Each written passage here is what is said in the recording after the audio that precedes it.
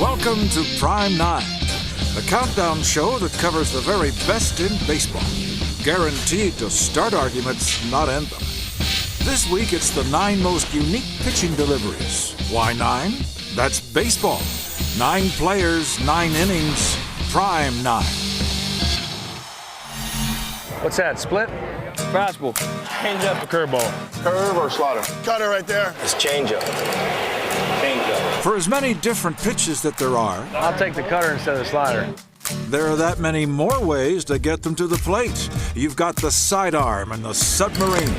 The classic. The windup, so unusual, hides the ball so well. You've even got guys who don't look when they let it go, Down at his toe, up at the sky. or fall off the mound when they do. I don't know how Mitch Williams ever defends against a bunt. He has an irregular motion, to say the least. What you're about to see are the most interesting we've ever seen, at least in the modern era. He's got a little bit of Juan Marichal. He's got a little bit of Louis Tiant. Our pitchers do have the numbers, but in this show, style trumps substance, for it's their distinguished deliveries that made these guys so memorable. Here, then, are the game's most unique pitching deliveries, beginning with number 9 on Prime 9. One of the more flamboyant relief pitchers in the game, Mitch Williams, has come in. Mitch Williams, you can't get any more. Is it unorthodox? If you've never seen Mitch Williams pitch before, it is really eye-catching. He'd fire his knee so far up and then step across his body and then sling it from 3/4. You notice a most unusual motion on the part of Mitch Williams. He does fall off the mound to the third base side. He had elbows and legs flying, knees coming at the hitter, and it would be hard for probably a lot of students of pitching to understand how he was able to throw as many strikes as he was able to throw. Holy cow! He struck him out! Mitchell Stephen Williams brought a lot to the mound during his 11-year career. A standard delivery was not one of them. You really don't have a picture-perfect follow-through. And that earned him a nickname. Mitch Williams, the wild thing. Coming on, trying to tie this one down. And oh, could he be wild. Whoa, he threw it behind him. He just was all over the place. Oh, my goodness. You just didn't know where it was going. Oh, he threw it behind him. So you couldn't really get that comfortable in the box with him. Hitters, because of his motion and everything, swung a lot of bad pitches. Struck him out on a bad ball. Way upstairs with the Mitch Williams fastball. Mitch always made it interesting for himself and his fans. The wild thing getting himself into some trouble here. He'll walk the bases loaded and strike out the side with his stuff. Swing and a miss. Williams gets out of a bases loaded, no-out jam. He's exciting. He seemed to be a fun-loving guy What are you guys doing? This is plagiarism. who didn't get into the deep depths of explaining pitching mechanics. I know I'm doing good if nothing's going through my mind. Hi, I'm Mitch. You're not. So I get in trouble when I think. What? There was no let up. It was all about this one is going to be 95, here comes 97, here comes 98. Struck him out with a blazing fastball. I don't ever want to walk off the field and wonder if I gave everything I had. Every time I go out there, it's all I got on that night. Strike 3, the ball game is over. Williams comes in and puts out the fire. Walter Johnson, the durable big train, pitched 21 years for the same team, the Washington Senators. He was perhaps the patriarch of unusual pitching deliveries. And with 417 wins, it served him well. He had a very unique style of pitching. He had very long arms, and he basically slung a baseball the way you would skip a stone across water. His motion was almost underhand. He just reared back and snapped it up there. It was all arm action. When you look at that easy sidearm motion, it looks like picnic beer ball. Hey, I could hit against that. But you'd be wrong, for Johnson was reputed to throw harder than anyone of his era. I think Walter Johnson was the fastest pitcher in history. Walter was a one-pitch pitcher. He didn't have a curveball, but he could throw hard, and the hitters knew it. Batters used to say a particularly deceptive thing about Walter Johnson's pitching was he made it look so easy. He looked like he was just playing catch, and then the ball was by them. Everybody who ever faced him said they'd never seen or heard a fastball like that before. Walter Johnson. The name means speed, power, control. It enabled him to lead the league in strikeouts 12 times. His 3,509 Ks was a record for nearly 60 years. And who will ever challenge his 110 shutouts? But it's probably a good thing that he pitched when he did.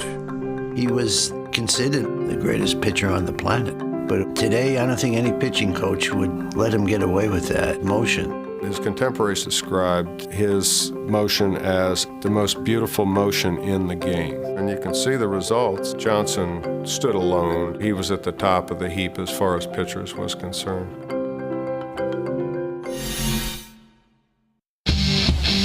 Welcome back to Prime 9, featuring the 9 most unique pitching deliveries. You've heard the case for both 9 and 8. We now continue with number 7.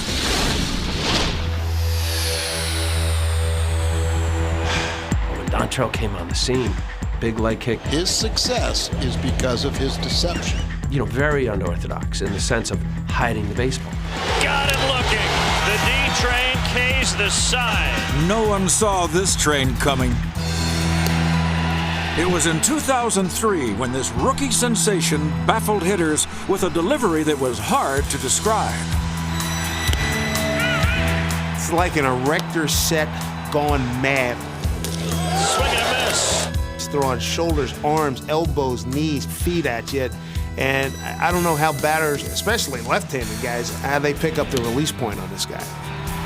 I hated it. He went away from McCann at 92 miles an hour and struck him out. You know, he's coming at you with arms and elbows, and, you know, you can't really see the ball till last second. He threw me 3 straight fastballs, and they were in the glove before I could swing. Strikes out Brancour on 3 straight. I was so just awestruck by what the heck was going on with the high leg kick. His dizzying delivery helped Dontrelle win Rookie of the Year award in just 2 years later, 22 games. And he was just as quirky off the mound as on it.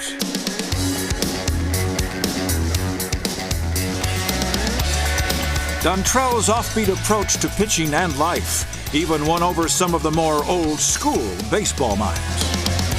He had some kind of great contortions. I mean, I never seen anybody like it. But I said, hey, if this guy is successful doing it that way, let's not touch him. I grasp, Skip. I really do. I understand everything that you say.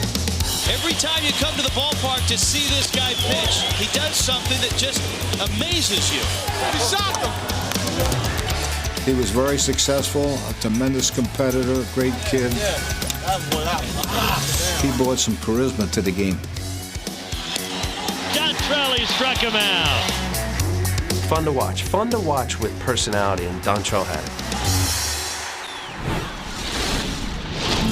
Juan Marichal had a high kick, he had a low kick, he threw sidearm, he threw 3/4, he threw overhand. Over the years, he probably could throw 9 different pitches from 5 or 6 different release points. That's why he was so effective. From his rookie season in 1960 through his retirement in 75, the Dominican dandy combined a Houdini-like sleight of hand with the leg kick of a rocket. Juan Marichal almost looked like he was putting his shoe in your face. When he kicks, you lose him. And his fastball moves. So when he kicks, and then he comes down, the ball is right on top of you. Well, you couldn't find the ball, so therefore you're trying to find his knee. Then if you couldn't, then that's a very comfortable 0 for 4. I thought he was kidding. And I saw his first game in the big leagues. I was with the Phillies. He pitched a one-hitter, struck out 10, and I remember with that funky delivery of his, you didn't think it was going to last. Well, it lasted long enough to put him in the Hall of Fame. A 10-time All-Star. Juan played against the likes of Sandy Koufax and Bob Gibson, but was still the winningest pitcher in the 60s with 191. And even though he never got a Cy Young Award, Marichal did win the respect of his peers. Another fastball, strike 3. You ask Ernie Banks, you ask Hank Aaron, you ask all those great hitters from the 60s, they all say the same. He's the best pitcher I've ever faced.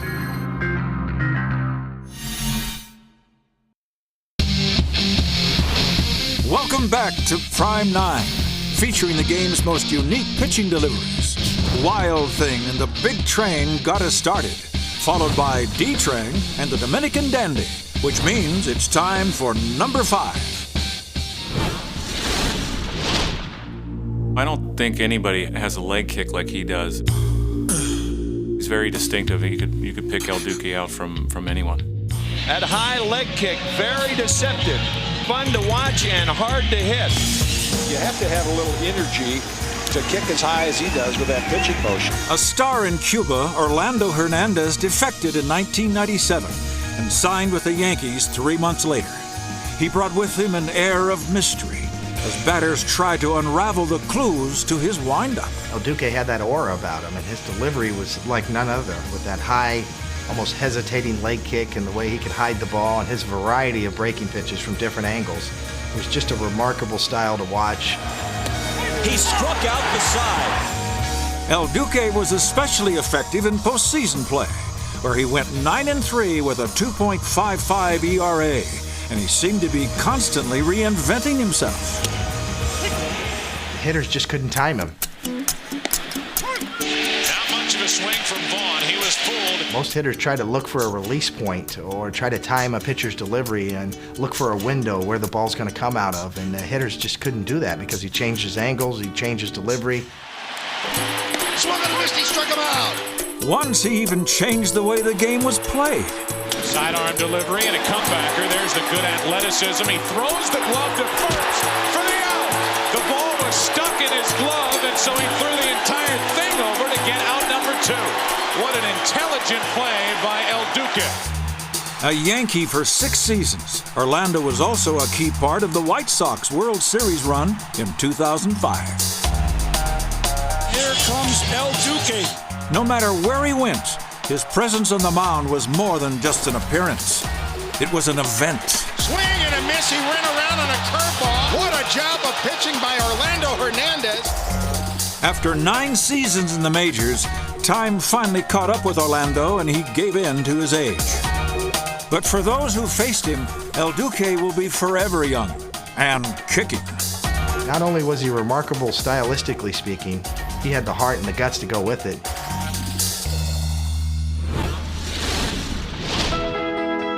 There's a rich history in the major leagues of sidearm and submarine-style pitchers. But in the modern era, there is one man who reaches such a low point, he is seemingly in a class by himself. The one that I always hated when he was with the Mets was Chad Bradford. You know, the guy scrapes his knuckles against the ground when he throws it, and how his arm doesn't fall off, I have no clue, but sure enough, I'd strike out. And Frank Curran tied in knots. Bradford strikes him out. This unique middle reliever's delivery is fun to watch, providing you're not standing at the plate with a bat. The first time I saw Chad pitch, it was very uncomfortable as a hitter. Obviously, he's throwing from the dirt. You know, it was kind of weird, and I think that's his best weapon. Pitch on the way to Pena. Swing and a miss. Bradford strikes him out. That type of delivery surprises any hitter, and it takes a while to get used to it. The 1-2, he got him, so Bradford comes back and ends the inning. I've been facing him for a while now, dating back to his time with Oakland. And the numbers are in his favor in that one. Chad is especially tough on right-handers, and he keeps the ball in the park. Consider that he's faced almost 1,500 in his career and has allowed just 12 home runs. This submariner docked in 5 different ports before arriving in Tampa Bay in 2008. And it was there that Chad's unique delivery helped secure the pennant for a team that was not supposed to be ready for prime time. Bradford a strike away from giving the Rays a 2-0 lead in this series. Strike 3 call. And that's the lowdown on a man for whom bottoming out is a way of life.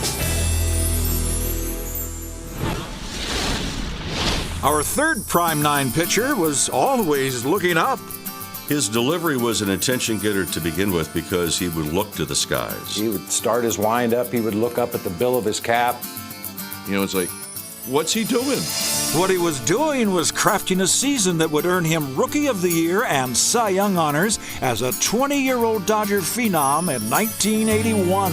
What's distracting is when he looks straight up like, whoops, and if you're a batter, you're saying, not up there, pal, I'm over here. It was almost like he had eyes in his ears. He could see out the side of his head, but yet with all that going on, he had impeccable control. Here's the 2-2 pitch on the way. Swung on and missed, strike 3. Fernando's specialty was his screwball. His personality leaned more toward oddball. He was what he was. I mean, he was a big old kid, and he'd do kid stuff like tap you on the shoulder and turn around, and you knew it was him. He's not the fittest guy in the world, kind of a portly guy out there on the mound. So there's something about him that people relate to. Fernando mania wasn't hype. I mean, it was really a big, big deal. The mood was even more manic in the Latin American community, where the Mexican-born Fernando had achieved cult-like status. I think that Fernando Valenzuela is the best. He's the greatest, and I think everybody here has Fernando fever. Fernando Valenzuela was more of a theater piece, which would have worn thin on people if not for the fact that he got people out and he made people look silly while he was getting them out. 2 outs from a no-hitter. Grounder up the middle, off Valenzuela to the bag. 1 out, the first, a double play. Fernando Valenzuela has just pitched a no-hitter. In Tinseltown, where stars rise and fall with incredible speed, the legend of Fernando lives on. Fernando mania is still the same today. He probably will go down as one of the greatest personalities in Dodger history.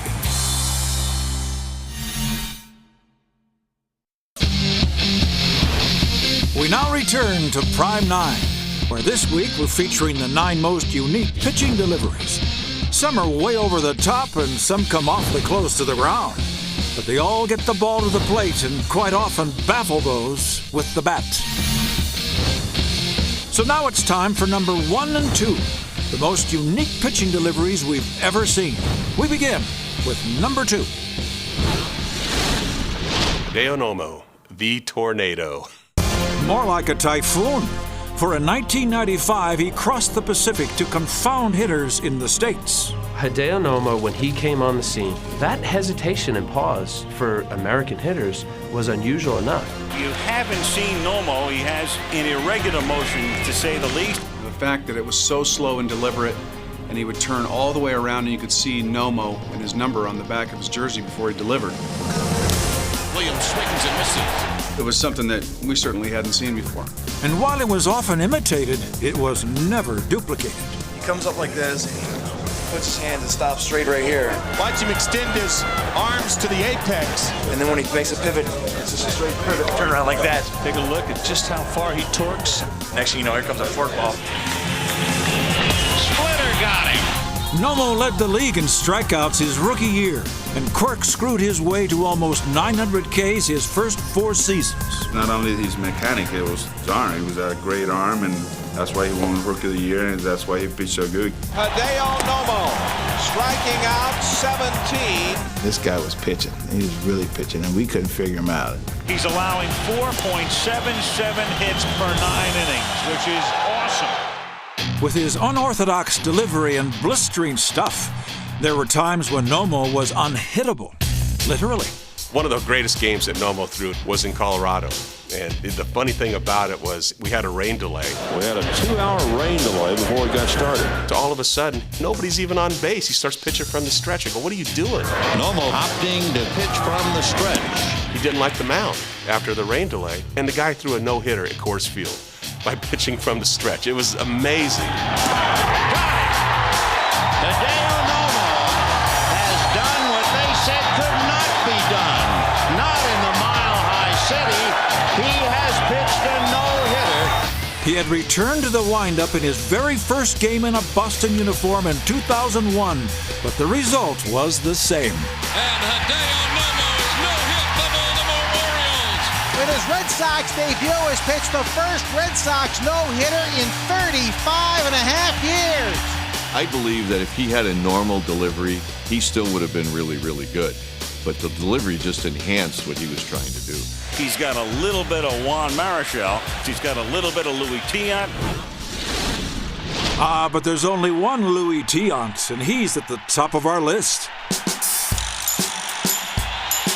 Okay, let's take a look at Louis Tiant again. He doesn't ever look at the hitter, doesn't seem like. Down on his toe, up at the sky. Having played with Louis as a center fielder, there would be times during his delivery when he'd be looking at me. If you're sitting in center field, you got to see his eyeballs. And I could wave to him. Louis, the plate's over there. You don't know if he'll give you the number, or he'll give you the face, or the cigar, or you never know. He just gives you everything. Elbows, kneecaps, fingernails. You never knew which angle he'd throw from, or which pitch it would be. And he comes from all directions with 4 or 5 different pitches. On that slow outside curve. Curveball over the top, sidearm, underhand, knuckleballs, everything. He hypnotized hitters with twists, twirls, and tantalizing curves. You talk to hitters, and they always like to see the ball coming out of a certain plane. Tiant would give you different arm angles. Disposing of Reggie Jackson. The interesting thing about Tiant's delivery is that that's not the way he was throwing when he came over from Cuba, where he was just a hard-throwing kid. But his more conventional delivery underwent a necessary change. He got hurt, and Louis couldn't throw as hard as he used to, so he came up with that motion to deceive the hitters, to hide the ball. He hides it so well. Once he learned this new pitching contortionist sequence, Louis was a great pitcher for the next 6, 7, 8 years. And he's won his 20th game. Fact is, no one had a more unique delivery on the mound than El Tiante. All pitching is about is trying to mess up the timing of that hitter at the plate, and nobody did it as good as Louis Tiant. Just baffled by Tiant's delivery more than his stuff. You've probably noticed that most of our pitchers are no longer active. You see, unique deliveries have, for the most part, become just a memory. The windup, so unusual, hides the ball so well. But there's one man today who harks back to the past. Paul Byrd used to have a perfectly humdrum delivery. But in 2002, he decided to jump back a half a century and adopt a full windup. Not one, but 2. He even has that old-time look right down to his socks. Funny thing is, Paul's been a better pitcher since he went old school. Got him. He struck him out. Best of all, he's given baseball a breath of fresh air from the past. That's our Prime 9. What's yours?